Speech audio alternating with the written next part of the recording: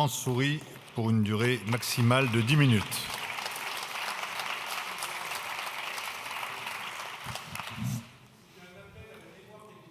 Merci Monsieur le Président, Mesdames et Messieurs les ministres, chers collègues.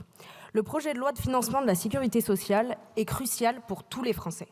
Tout d'abord parce que chaque catégorie de Français a ou aura un jour l'occasion de bénéficier de la protection sociale offerte par la sécurité sociale. La sécurité sociale intéresse tous les Français, les actifs, les retraités, les familles, les personnes en situation de handicap, les salariés. En bref, tous les citoyens ont intérêt à disposer d'une couverture sociale juste et à leur service. Cet héritage du général de Gaulle permet à notre pays d'offrir à ses citoyens un niveau élevé de sécurité face aux aléas de la vie et de leur permettre d'envisager l'avenir sereinement. Le système de cotisation doit être un outil de solidarité qui permette aux Français de compter sur des dispositifs optimaux si jamais il leur arrivait un jour un incident malheureux. Participer à l'effort national en cotisant, c'est la force d'un pays développé et d'une démocratie libérale, et nous devons en être fiers, mais à condition que chaque Français y retrouve son compte. Ce projet de loi est également crucial pour son importance financière. Les dépenses de la sécurité sociale s'établiront en 2025 à 662 milliards d'euros. L'an dernier, le PIB de la France s'était établi à 2 608 milliards d'euros. Autrement dit, les dépenses de la sécurité sociale représentent à elles seules un quart de la richesse nationale. Cette importance du PLFSS l'est également à un niveau macroéconomique. 25% du poids dans le PIB, cela signifie autant de prélèvements obligatoires et de dépenses qui ne seront pas affectés à d'autres besoins du pays. Le pouvoir d'achat, l'éducation, la sécurité, le financement de l'économie, etc. Alors que débute le débat autour du PLFSS, le groupe UDR constate que les choix difficiles qui permettraient de faire revenir la sécurité sociale à un équilibre financier ne sont pas faits. Le PLFSS que le gouvernement nous a présenté est un texte de déficit. Pour 2025, 3 des 5 branches seront en déficit. La branche maladie sera en déficit prévisionnel de 13,4 milliards d'euros, la branche vieillesse de 3,1 milliards d'euros et la branche autonomie de 400 millions d'euros. La branche famille sera tout juste à l'équilibre et la branche accident du travail, maladie professionnelle, à peine en surplus de 200 millions d'euros. Ces déficits sont récurrents et réguliers. Ce sont les déficits d'un pays riche, au large excédent budgétaire, sans dette. Bref, ces déficits sont un luxe. Or, la France n'a pas les moyens de ce luxe. En 2024, le déficit public sera de 6,1%. La dette publique atteint aujourd'hui 3 228 milliards d'euros. La charge de la dette pour 2025 est prévue à presque 55 milliards d'euros. Plus encore, le Haut Conseil des finances publiques doute du sérieux des projections du gouvernement. Il note que la cible d'évolution des dépenses publiques retenue par le gouvernement est particulièrement ambitieuse.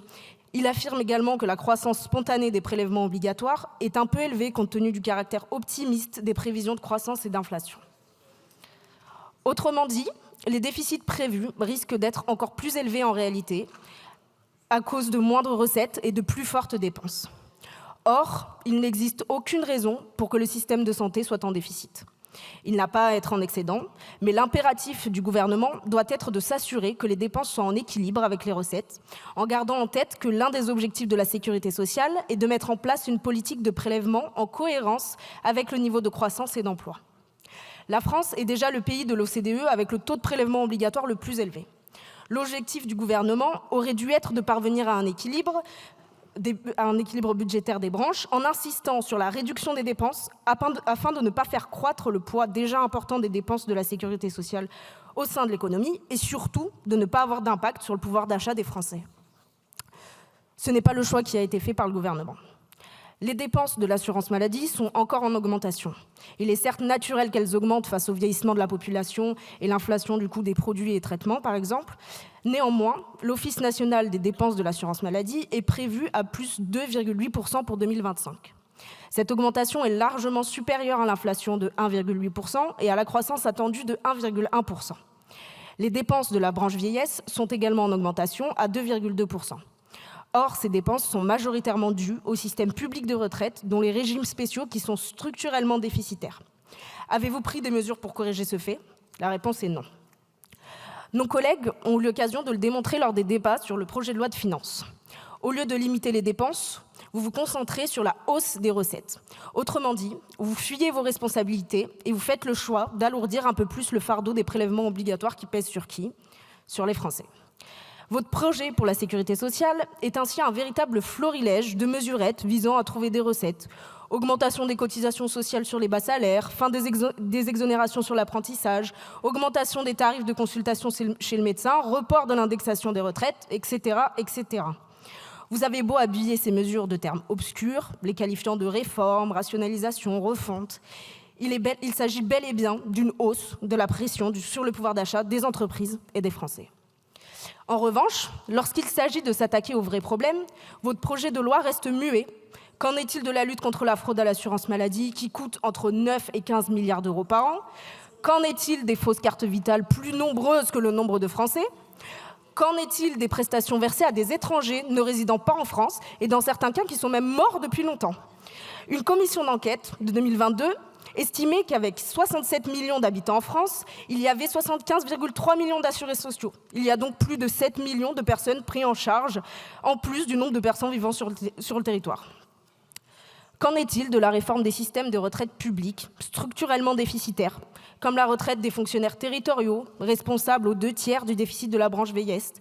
Est-ce aux travailleurs, aux contribuables, de financer un système de retraite auquel ils n'ont pas le droit, alors qu'eux-mêmes cotisent déjà pour un régime de retraite qui ne leur permettra probablement pas de vivre dignement dans les années qui arrivent? Pourquoi ne pas introduire une dose de capitalisation dans les retraites, alors même que vous utilisez les excellents résultats du Fonds de réserve des retraites pour équilibrer la branche vieillesse? Face à cette absence de courage et de remise en question, alors même que la France n'a pas le luxe de financer par la dette un déficit beaucoup trop lourd, le groupe UDR propose des amendements responsables et de bon sens. Supprimer le report d'indexation sur les retraites, préserver les exonérations pour les apprentis et les jeunes entreprises d'innovation, maintenir les exonérations sociales sur les bas salaires pour ne pas alourdir la charge des entreprises déjà étouffées par le système français, réabonder le fonds de réserve des retraites. Et enfin, expérimenter la carte vitale biométrique. Chers collègues, la sécurité sociale française est un motif de fierté nationale. Mais la fierté n'interdit pas le contrôle ni la bonne gestion. L'argent des prestations provient des Français. Qu'ils soient cotisants ou contribuables, les dépenses assurées pour nous protéger face au risque de la vie ne proviennent pas d'une source magique de financement. La sécurité sociale puise dans les salaires des Français, dans l'épargne des Français, dans les moyens économiques du peuple. Nous devons respecter l'argent des Français. Pour cela, le groupe UDR travaille avec sérieux et responsabilité sur le PLFSS. À l'inverse, la gauche continue son cinéma en déposant une motion de rejet avant de la retirer. Mais, chers collègues de gauche, pour rappel, ce gouvernement est le fruit de vos accords électoraux passés. Qui a appelé à voter Emmanuel Macron 2 fois?